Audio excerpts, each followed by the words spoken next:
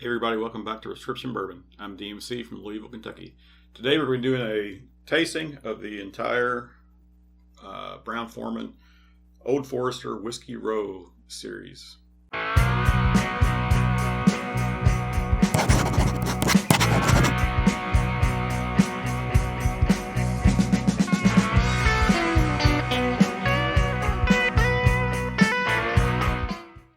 we're going to be doing a blind tasting of these four bottles. I've got them poured already. Got them airing out while I'm talking. All right, so the Old Forester 1870 original batch bourbon comes in at 90 proof. This is a representation of what the company would have been putting out in 1870. The company was formed in 1870 by George Garvin Brown and his half brother JTS Brown. You might have heard of that whiskey, which is that brand is owned by Heaven Hill right now, but they were the first ones. They claim to be the first ones that sold their whiskey in bottles. So they were bottled and sealed, and so trying to get a consistent product out that the consumer could trust. So this, like I say, comes in at 90 proof.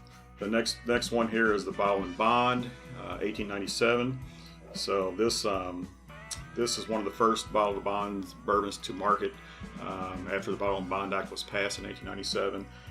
So this is their representation of what they would have been bottling in 1897. Comes in at 100 proof, follows all the Bottle and Bond criteria. Now, Brown-Forman is also the only distiller that has been continuously producing bourbon whiskey for the last 150 years. So they started in 1870.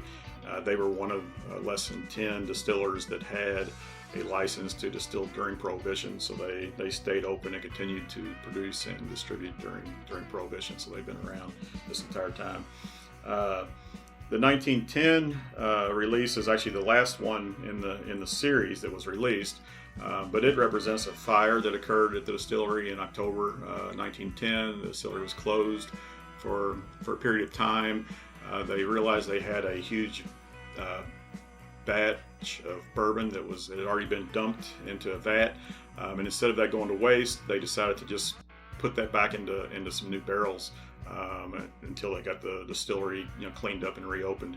When they did that and they went back and dumped those barrels again, they found it changed the taste, and this represents that. This is basically a double oaked, double barreled bourbon. So there's a lot of double oak bourbons on the market today, but this represents that. The 1920 Prohibition Style comes in at 115 proof, and it is representative of what they would have been pulling out of the barrels and distributing for medicinal purposes during Prohibition. So they weren't distilling a whole lot in early stages of Prohibition. I think not much at all. Later Prohibition, they started distilling again, but for the first several years of Prohibition, they were just taking the bourbon out of the barrels that they'd already had aging, and they were pulling that out, and they were just weren't really proofing it down or anything. So this is a near barrel strength, 115 proof. But they basically, during Prohibition, they would have been barrel strength. I believe they would have just been pulling out of the barrels, putting in medicinal bottles, and distributing for medicinal reasons. So there's your lineup. So I'm going to pull my glasses over here. I've got them mixed up. Don't know what they are, but we're going to go through and do a blind tasting, and I'll tell you what I think of them. So I've got these four glasses poured out of these four bottles. I've got them mixed up. I don't know which is which. I'm going to go through. We'll call this one on my right. Your left, we'll call this A, B, C, D. We'll start with A, go through. I'll give them all a nose, and just a quick nose. I'm not going to get into a super in-depth review here, but tell you what the predominant aromas are that I'm pulling off them. Go through and give them a taste. Then we'll go through and do that again, and I'll tell you what I think. So, starting with A.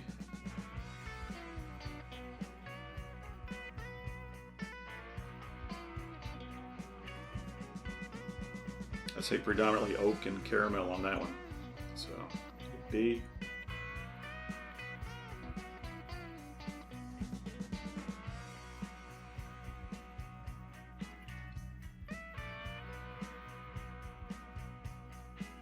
I'd say vanilla on that one. Oak and vanilla.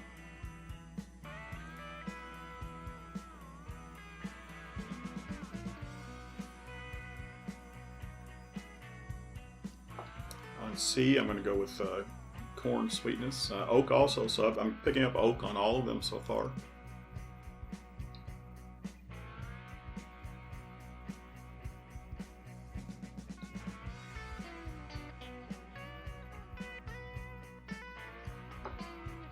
And I would say D is similar to C, just a little less so, a little bit more muted. So, but I got the vanilla on that one. So, I will go through and give them a taste. Cheers.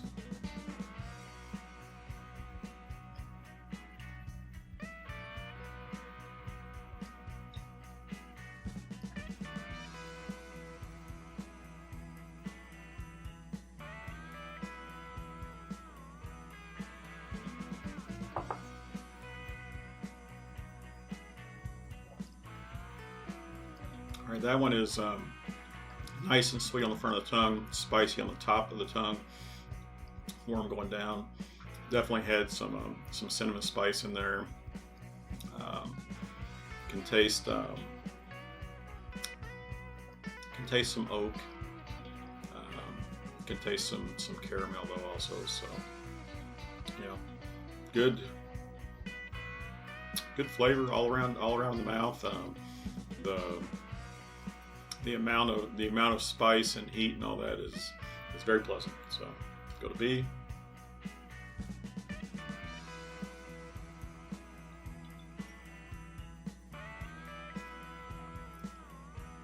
All right, definitely different on this one.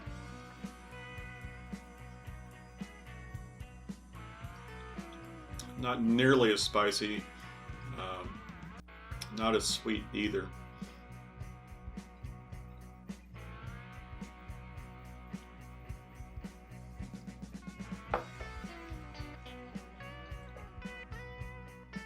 Oakier though. Definitely have the oak on the finish there. You do get the sugars with that, but it was definitely less spice. The spice is there. It's very faint, but it is lingering a little bit. So I'll go with C. Definitely smelling the corn on this one.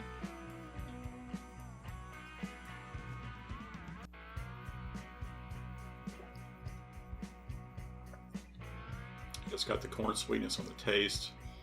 It has a spice. It has it's similar to B in the amount of spice and warmth. It's less than A was for sure. But on the taste, I'm getting the spice on the finish. Once again, just a faint spice on the finish.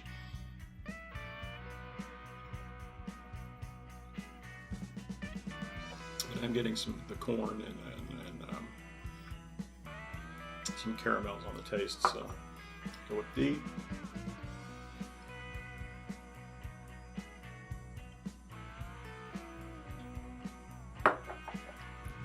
All right, this guy's amped up again, so definitely feel the spice, feel the warmth.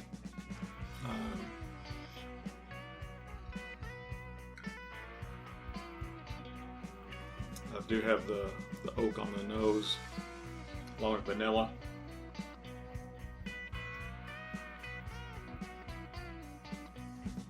On the taste, I've got the oak and the spice. It's a peppery spice, and it definitely is warming one down. So there you have it. On the nose, if I had to pick my favorite on the nose before we take our break and come back and do this again,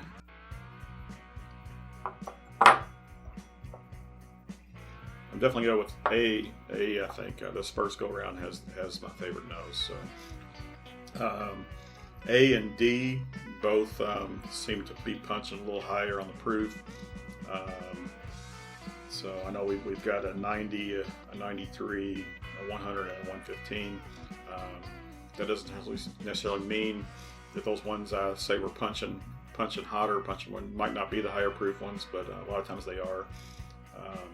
But yeah, we'll take a break here. I'm going to let these sit for about 10 minutes. Come back and we'll do this again. Cheers. All right, we're back. It's been almost 10 minutes, but been letting these sit. Got them covered, get the aromas built up a little bit. Before I uncover them and we go through and taste them again, and I pick my favorite for today. A little bit more. I forgot to cover price on these, and just talk about them a little bit. So these are basically an ascending price. So the 1870 you can find for about $40. The bottle and bond 1897 is about $45. The 1910 about $50. And the 1920 about $55 or $60. I have been able to find the 1920 around here in Louisville, Kentucky for about $50. The 1910 I know seems to be a little bit hard to find. It's the newest release out of the batch. These started in 2014 when Brown-Forman announced this series, announced their plans to open up a new distillery and visitor center on Whiskey Road in downtown Louisville. That Whiskey Row distillery and visitor center finally did open in late 2019. I think it was only open for a little over 6 months, and they closed down due to COVID, and it still has not reopened. So that's highly unfortunate. But they had a really nice little experience there for visitors and whatnot. So, but these two, if most reviewers on the internet and stuff, these are most people's favorites. There's a big division between the two. A lot of people love the 1920, a lot of people love the 1910. So like I say, this is more of a double oaked style bourbon, and this is a much higher proof, just high proof, almost barrel strength bourbon. So, but we'll go through and we'll taste these again, and I'll let you know what my favorite is today. Now, granted, every day is a different day. You taste and smell differently. And actually, let me go through and do these in reverse order this time. But every day is a different day, and you taste and smell things differently. So what's my favorite today might not be my favorite next week, But yeah, we'll see what it is today.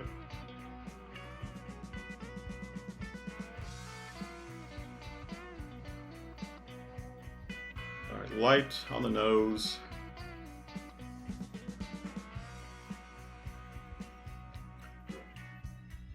Still pulling out some oak and some vanilla on that though.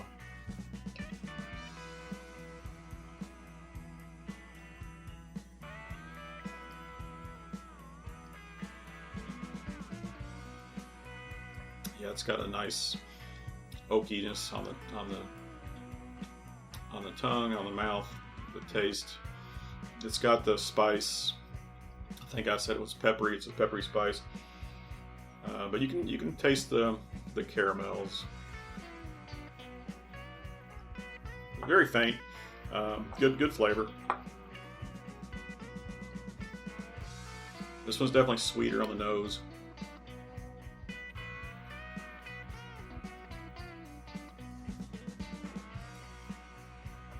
Lighter on the tongue.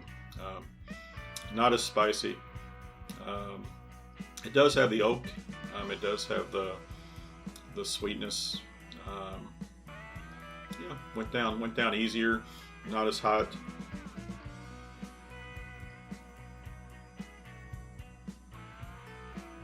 Good flavor, nice sipper on that. But so I'm definitely going to pull that one back behind D on my rank so far. Good easy sipper, good flavor, but D just had a little more punch for me. We're going to B. This one, caramel hit me right up front there. That one's still not spicy either.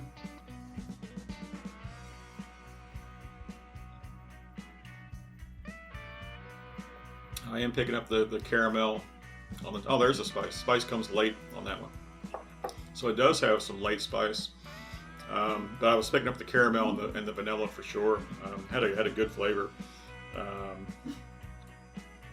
Yeah, keep that one above C. I don't know how it compares to D directly. We'll move on to A.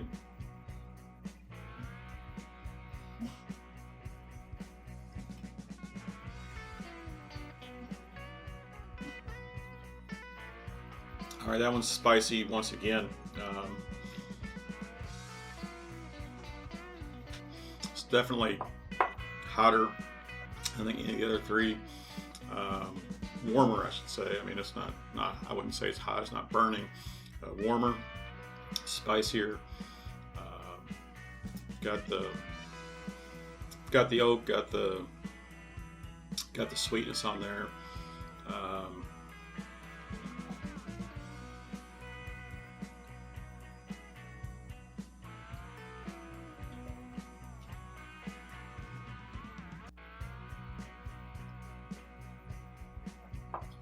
Yeah, it's got a good depth of flavor. It's got some darker flavors, some fruits. I don't know if it's a raisin or some sort of fruit on there.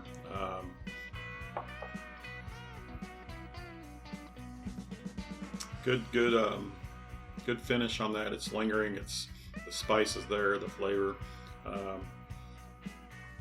I definitely think that's my front runner. That was my front runner on the nose.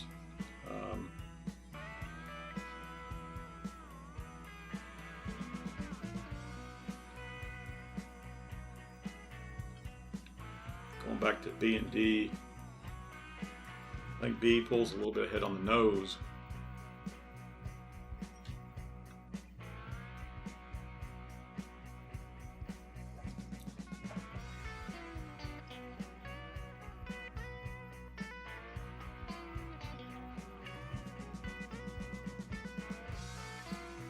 Yeah, but D pulls ahead on the flavor, the taste.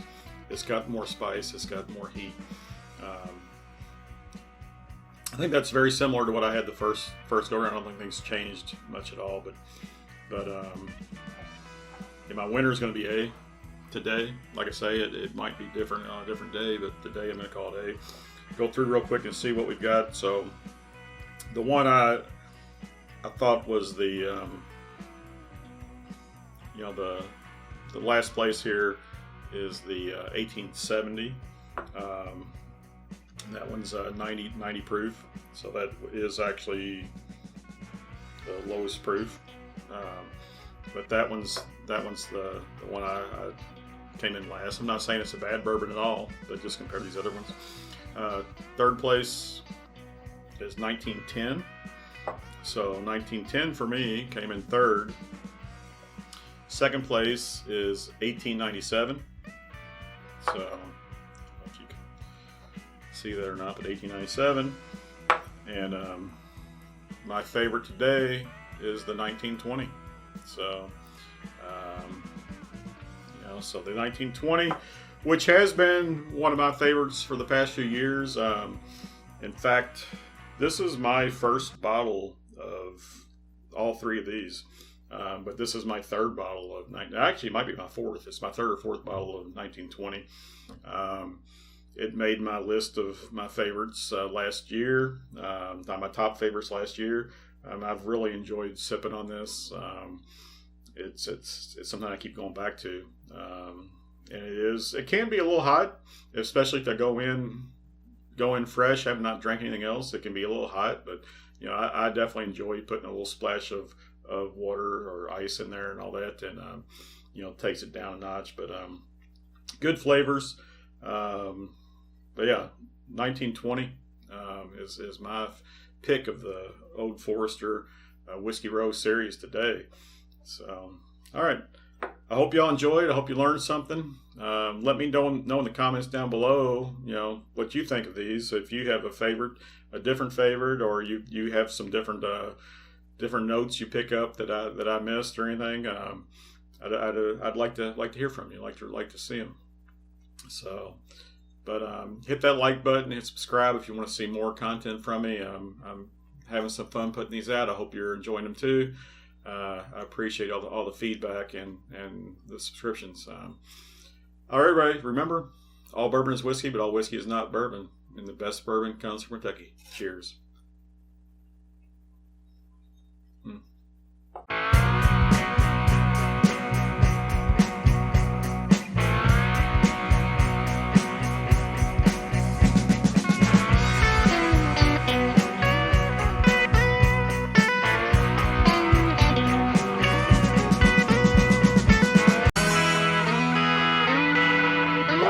turkey.